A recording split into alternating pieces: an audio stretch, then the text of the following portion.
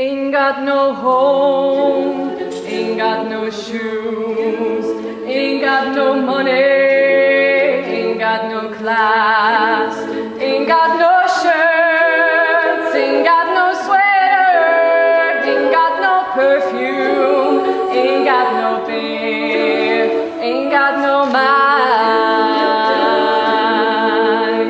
ain't got no mother, ain't got no culture, ain't got no friends, ain't got no schooling, ain't got no love, ain't got no name, ain't got no ticket, ain't got no token, ain't got no God. And what have I got? Why am I alive anyway? Yeah, what have I got? Nobody will take away. Got my hair, got my head, got my brains, got my ears, got my eyes, got my nose, got my mouth. I got my smile. I got my tongue, got my chin, got my neck, got my boobies, got my heart, got my soul, got my back. I got my sex. I got my arms, got my hands, got my fingers, got my legs, got my feet, got my toes, got my liver, got my life, got my life. I got my freedom. I got my life. I got my life, and I'm gonna keep it. I got my life, and nobody's gonna take it away. I got my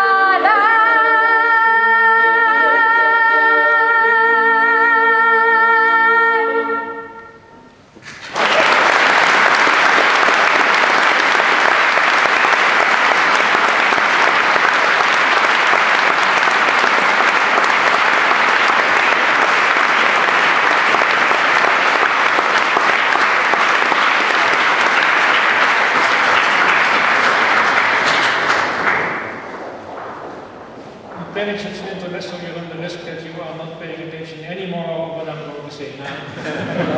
I'll do my best. What should you do to survive life? And what should you do to maintain health?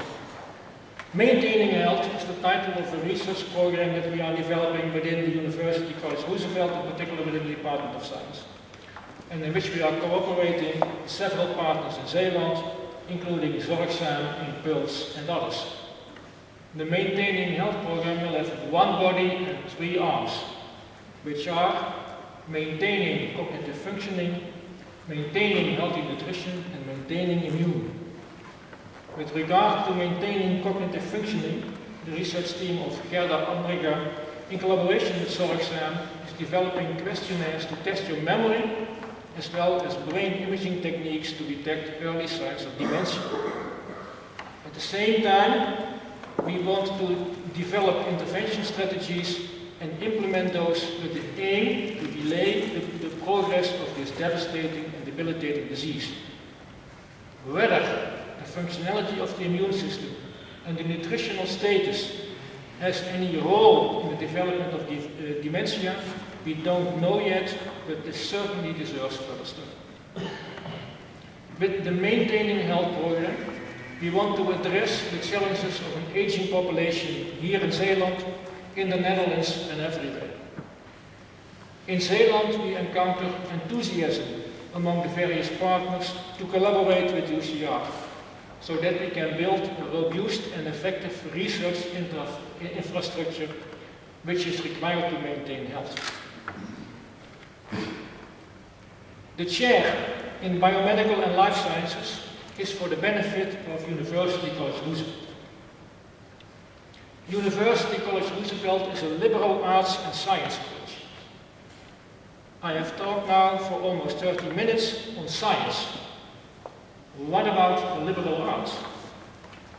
What is liberal arts and science anyhow? Zadie Smith once defined arts and sciences as paintings and stuff and petri dishes and stuff.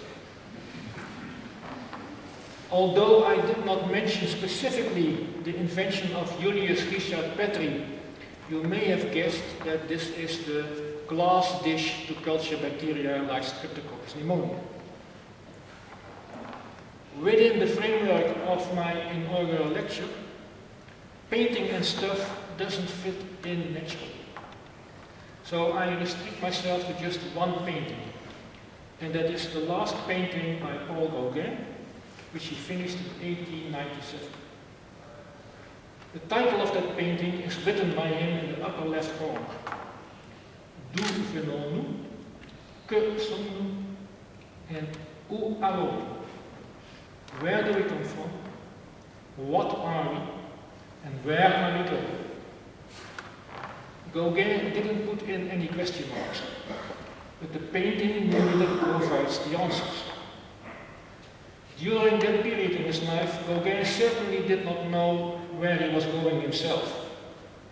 He had traveled to Tahiti, what could have been a paradise on earth, but not in the mood he was. His daughter has died in France, can't help it that she died from pneumonia, and he had promised that after completion of his painting, he would commit suicide. He did not, but a few years later, at the age of 55, he died, to be honest, under miserable conditions. Surviving life is not easy. According to Wikipedia, the source of absolute but ever-changing truth, the life sciences comprise evolutionary biology, immunology, microbiology, areas which I have touched upon thus far, and which we teach here at UC. The Wikipedia list of life sciences contains 51 more fields of science, most of which we do not teach here at UCL. It is my ambition to further develop the science department into a department fully devoted to offer the best possible learning environment for liberal arts and science students who want to pursue a career either within the life sciences, the physical sciences, or wherever else. To that end, it may be required to expand the science department in a balanced way, not just by adding 51 new science courses.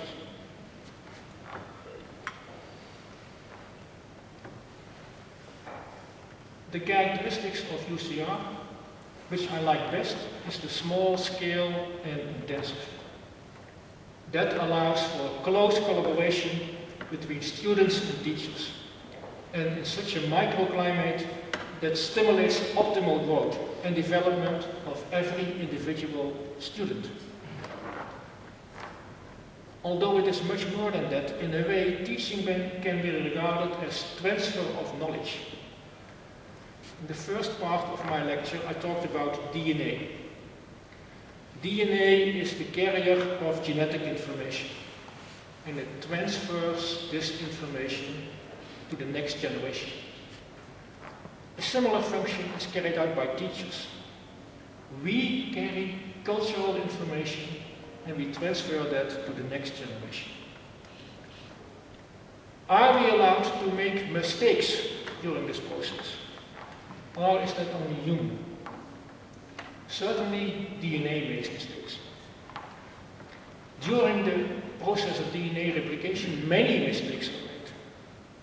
Should the DNA replication have been perfect during the last 73 million nights, then Homo sapiens would not exist.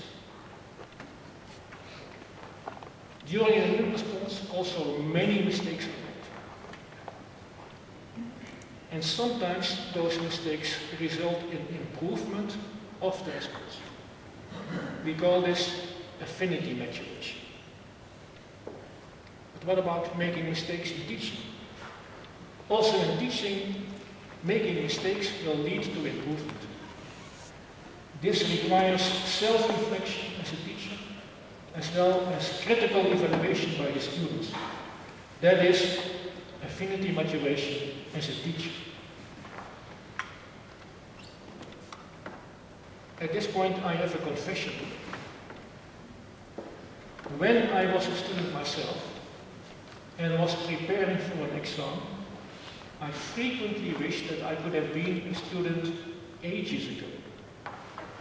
Back to a time when the knowledge of biology was limited and you didn't have to study that much.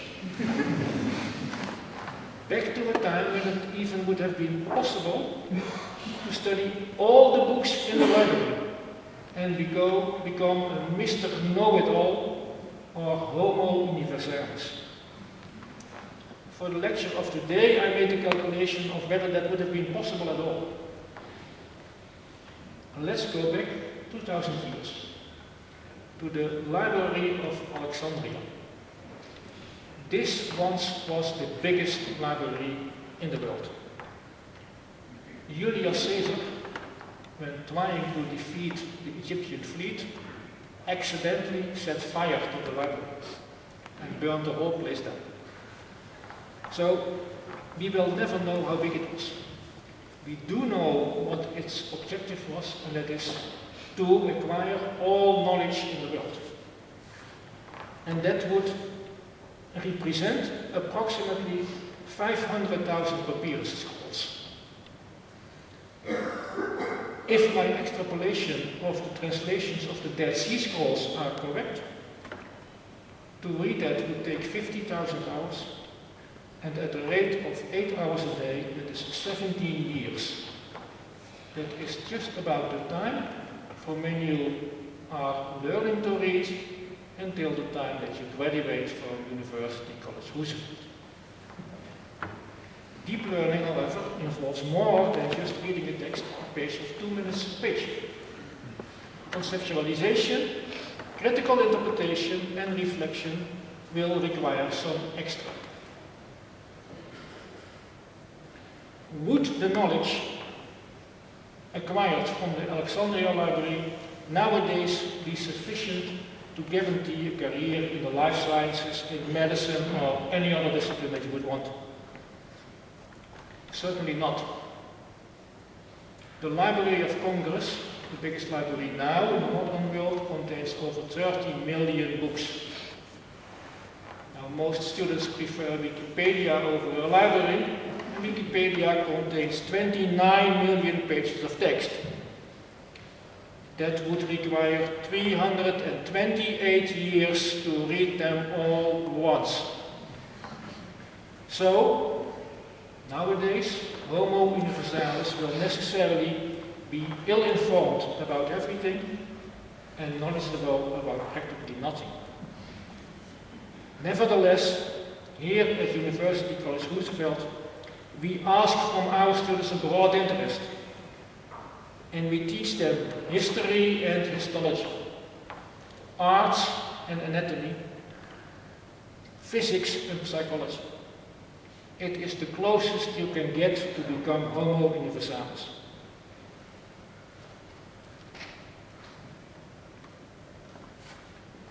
We are reaching the end of this lecture. I have shared with you my views and plans for the biomedical and life sciences at University College Roosevelt. We had to skip a few plans and views, but you can read that later in my booklet.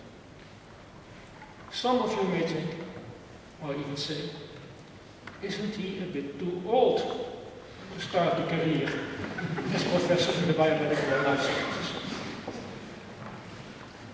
William Osler, you may remember him as Old Man's Friend, was one of the founding fathers of Johns Hopkins Medical School in Baltimore.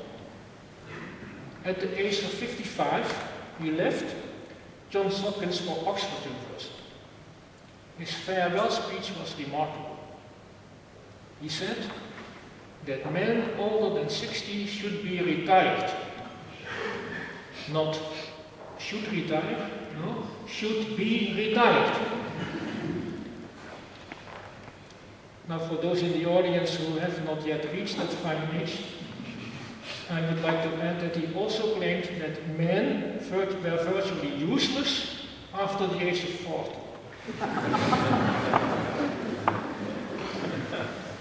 I myself, therefore, rather take Mary Fairfax Somerville as an example. You may not know, but Mary was born in 1780 as the daughter of a sailorman in Scotland. Under the false pretense that she needed the books for her drawing classes, she studied every book on mathematics that she could lay her hands on. At that time, it was extremely difficult, if not impossible, for women to achieve an academic career. She did a very elegant study and published a paper on magnetism in the Philosophical Transactions of the Royal Society as Mrs. Somerville. The paper was communicated by William Somerville, her husband. Because of her unusual didactical talent, she was asked by the chairman for the society, the chairman of the Society for the Diffusion of Useful Knowledge, to translate Laplace's Mécanique Céleste and Newton's Principia, both great scientific books but unreadable for normal students. Allow me to make one small final detour.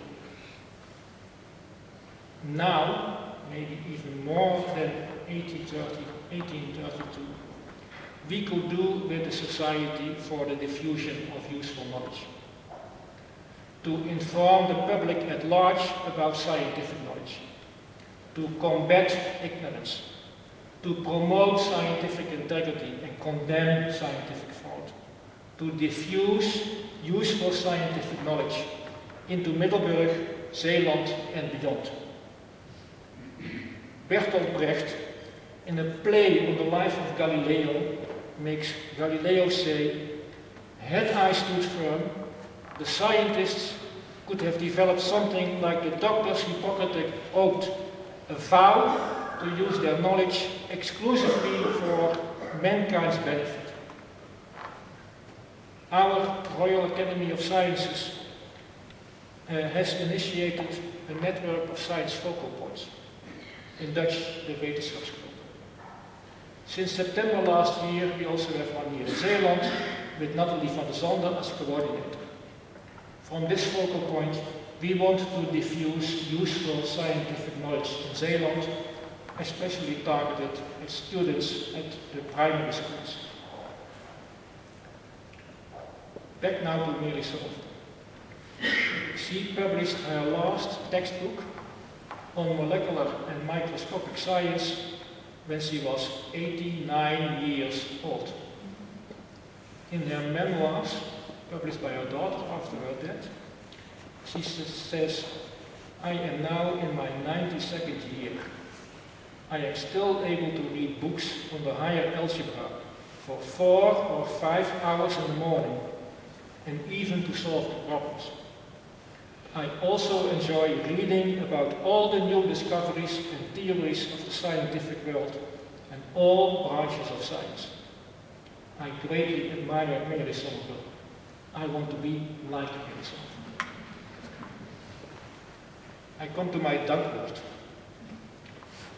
First, I want to thank the people who made it possible for me to give this lecture today.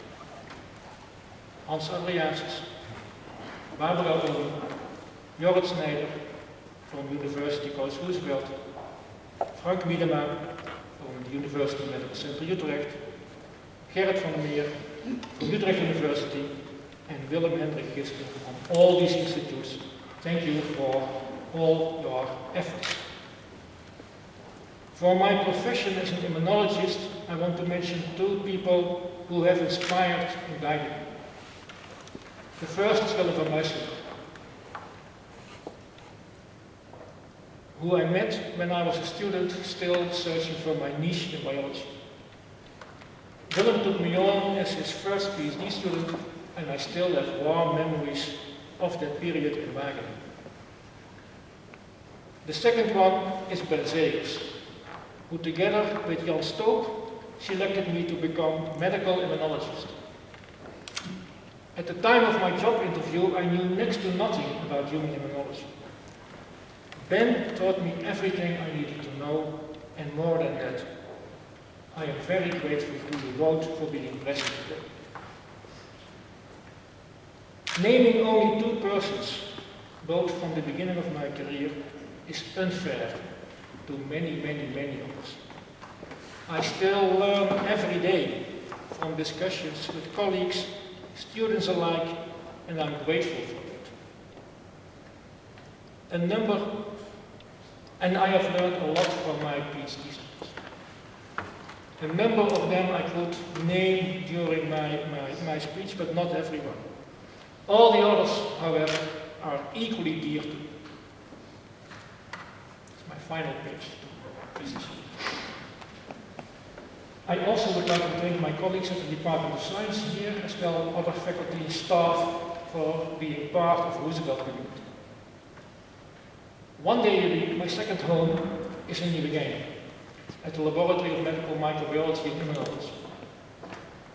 I am grateful to all staff over there, academic or technical, for creating the atmosphere that allows for synergy between patient care and biomedical research. This gratitude extends to other departments of the hospital, in particular the lung diseases, internal medicine, pediatrics, in fact, all of those. When I turned 4 years old in 1956, my mother accompanied me to my first day in school. When we had arrived, she asked whether I was able to find my way back. I said I could. From that day, she let me find my own way. When I defended my thesis in Wageningen 24 years later, my mother and my father was in the audience. That was the second time she visited my school. I am very grateful to both my parents for giving me the freedom and the support to become what I wanted to become and to make all the mistakes on the way. At this point of time, I briefly turn to speak Dutch. Sinds mijn moeder en vader overleden zijn, ben ik onder de hoede van mijn tante Marietje. Zij is als het ware de plaatsvervangster van mijn ouders op aarde. Helaas kon ze vandaag de reis naar Middelburg vandaag niet meer maken, maar gelukkig heeft ze haar dochter Marleen gestuurd. I met Ricky during my first year as a biology student at the concert of Golden Earring in zaal van Moorsel in Deurne in 1971. We had attended the same high school and graduated in the same year, but during the high school we hardly knew each other. We married in 1975 when I was still a student, and it was Ricky who earned our income. We have 3 sons, Joris, Lennart and Thomas, and I thank each of them for pursuing their own career and their own goals in life. Finally, I want to thank Ricky for her love, her support, for keeping up with me for 42 years and hopefully many more to come. I couldn't have done this without you. This lecture has not been like any other lecture I have given before. It is unique in the sense that you, as an audience, are my dearest family, friends, colleagues and students. Still, I would like to end as I always do, and that is what Bob Dylan from Subterranean Homesick Blues. Get sick, get well, hang around to link well, ring bell, but it's hard to tell if anything is going to sell. Don't follow leaders and watch your parking meters. Thank you for your attention.